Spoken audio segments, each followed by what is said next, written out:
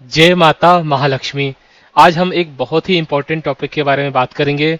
आज का हमारा टॉपिक है कि हम ऐसा क्या करें कि जीवन में कभी भी धन की कमी ना हो, लक्ष्मी जी की कृपा हमेशा बनी रहे। इस वीडियो को यदि आप लास्ट तक देखते हैं तो मुझे पूरा विश्वास है कि आपके जीवन में धन की कभी भी कोई कमी नहीं होगी। इस वीडियो में हम सभी बातें एकदम प्रैक्टिकल करेंगे, बहुत ही सिंपल लैंग्वेज में आपको समझाने की कोशिश करूंगा कि जीवन में धन को कमाना है तो एग्जैक्टली हम क्या करें।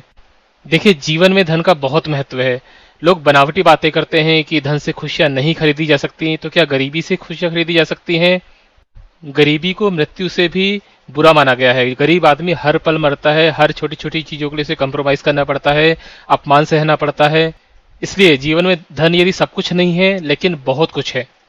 लक्ष्मी जी की आरती में भी आता है कि तुम बिन यज्ञ न होते वस्त्र न कोई पाता, खान पान का वैभव सब तुमसे आता। तो यदि हमें कोई भी काम करना है, कुछ भी करना है, तो लक्ष्मी जी की जरूरत हमें पड़ती है, धन की जरूरत हमें पड़ती है। चलिए अब हम शुरू करते हैं। सबसे पहले यदि हम एस्ट्रोलॉजिकली बात करें तो शुक्र, जिसको हम वीनस भी कहते हैं, एक ऐसा ग्रह है जिसको धन या लग्जरी के साथ जोड़ा गया है। यदि हम शुक्र को ठीक कर लें तो हमारे जीवन में धन की समस्या कभी भी नहीं आएगी। शुक्र हमारी कुंडली में जिस भी हाउस में बैठा है, यदि हम उसके काम करते हैं, जिस भी प्लेनेट के साथ बैठा हुआ है, यदि हम उसको समझते हैं तो जीवन में कभी भी धन की कमी नहीं आएगी। कुंडली में धन के जो अलग अलग भाव होते हैं उसके बारे में भी हम बात करेंगे, लेकिन अगले वीडियो में करेंगे, नहीं तो ये वीडियो बहुत लंबा हो जाएगा। आज का वीडियो हम बहुत ही जेनेरिक रखेंगे, बहुत ही सिंपल रखेंगे कि हम एग्जैक्टली क्या करें कि धन जीवन में जरूर आए। इसलिए आज की वीडियो में हम सिर्फ शुक्र के बारे में बात करेंगे। चलिए तो इसको मैं आपको समझाने की कोशिश करता हूं। देखिए, आपको जो भी क्वेरी हो आप बेहिचक कमेंट करके पूछ सकते हैं। चलिए अब हम शुक्र को समझने की कोशिश करेंगे। शुक्र की जो अधिष्ठात्री देवी हैं वो माता महालक्ष्मी हैं। जितना ज्यादा हम लक्ष्मी माता की उपासना करते हैं, जितनी ज्यादा हम लक्ष्मी माता हम पे कृपा करेंगी, जितनी प्रसन्न होंगी, जीवन में उतना ही ज्यादा धन आएगा।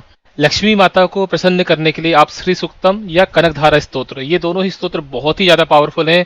यदि आप इनका पाठ करते हैं, स्पेशली यदि आप शुक्रवार को इनका पाठ करते हैं, बाकी दिन यदि आप नहीं भी कर पाते हैं तो इसको आप सुन सकते हैं, लेकिन शुक्रवार के दिन इसका पाठ जरूर करिए। माता महालक्ष्मी को खीर का भोग लगाइए और उस खीर को सभी घर वाले खाएं। उसे आपको दूसरों को नहीं देना है, वो घर की बरकत है। आप महालक्ष्मी के मंत्रों का जाप करें। ये सभी चीजें आप करते हैं तो लक्ष्मी जी की कृपा जरूर होगी, लेकिन कर्म करना पड़ेगा। यदि आप सोचे कि मैं बहुत सारा पूजा पाठ कर लूं और कर्म नहीं करूं तो ऐसे काम नहीं चलेगा। लक्ष्मी जी को भी आने के लिए कोई ना कोई माध्यम चाहिए, इसलिए कर्म तो आपको करना ही पड़ेगा। लेकिन साथ साथ यदि आप इन पूजा को करते हैं तो बहुत ही ज्यादा बरकत आएगी, बहुत ही ज्यादा धन आएगा। लक्ष्मी जी चंचल स्वभाव की हैं, आती हैं और जाती हैं, इसलिए आपको लक्ष्मी जी के साथ आपको भूदेवी और कुबेर देवता की भी पूजा करनी पड़ेगी। भूदेवी विष्णु भगवान की दूसरी पत्नी है जो धन को स्थिर बनाती हैं। बेसिकली यदि आपका जो भी धन है उसे चाहे प्रॉपर्टी के फॉर्म में या फिर किसी भी एसेट के फॉर्म में उसको वो स्थिर करती हैं, जिससे वो धन उड़ता नहीं है, कहीं जाता नहीं है। भूदेवी का जो मंत्र है ओम भू देवाय नमः, इस मंत्र का आप जाप कर सकते हैं। इसके साथ आपको कुबेर देवता की भी आराधना करनी है। कुबेर देवता को मंदिर में स्थापित नहीं किया जाता है, आपको सिर्फ उनके मंत्रों का जाप करना है। कुबेर देवता खजाने के रक्षक हैं, मीन्स आपकी सेविंग्स के रक्षक हैं। यदि आप कुबेर देवता के मंत्र करते ओम श्री कुबेराय नमः, इससे आपका धन संचय बना रहेगा, उसमें कोई लीकेज नहीं आएगी। जो अननेसेसरी नुकसान होते हैं वो सब जीवन में नहीं आएंगे। देखिए, धन की जीवन में सिर्फ तीन गति है, या तो आप उसका उपभोग कर लीजिए, या तो दान कर लीजिए, नहीं तो उसका नाश होता ही होता है। इसलिए ये बहुत जरूरी है, यदि आपके जीवन में धन है तो आप उसको उपभोग करिए, उसका दान करिए। जो लोग गरीब हैं, जो लोग वृद्ध हैं, विकलांग हैं, उनके लिए कुछ ना कुछ इसको आप फिक्स कर लें कि इस पर्टिकुलर कॉस्ट में मुझे इतने परसेंट अमाउंट, जो भी मेरी सैलरी है, जितना भी मैं कमा रहा हूँ, इतना परसेंट अमाउंट में इस कार्य में खर्चा करूंगा। ये बहुत जरूरी है, क्योंकि यदि ईश्वर ने आपको धन दिया है तो इसलिए नहीं दिया है कि सारा उपभोग आप कर लें।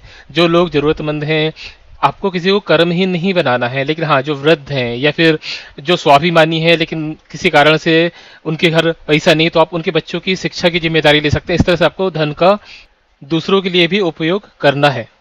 जब आपके कर्म अच्छे होंगे तो लक्ष्मी माता की कृपा आप पर जरूर होगी।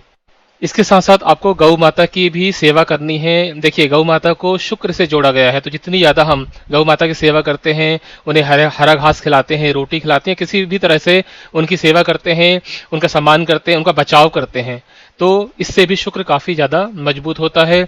इसके अलावा आपको साफ सफाई से हमेशा रहना है। और चाहे घर हो चाहे आप खुद हो, हमेशा साफ सफाई से रहना है। पुरुषों के लिए शुक्र स्त्री भी है, तो अपनी स्त्री का सम्मान करना है और दूसरी स्त्रियों का भी सम्मान करना है। यदि आप इन सभी चीजों को करते हैं तो आप विश्वास रखिए, आपको धन की कभी भी कमी नहीं होगी और लक्ष्मी जी का आगमन हमेशा बना रहेगा। एस्ट्रोलॉजिकली और भी बहुत सारे उपाय होते हैं जिनको हम आगे आने वाले वीडियोस में डिस्कस करेंगे।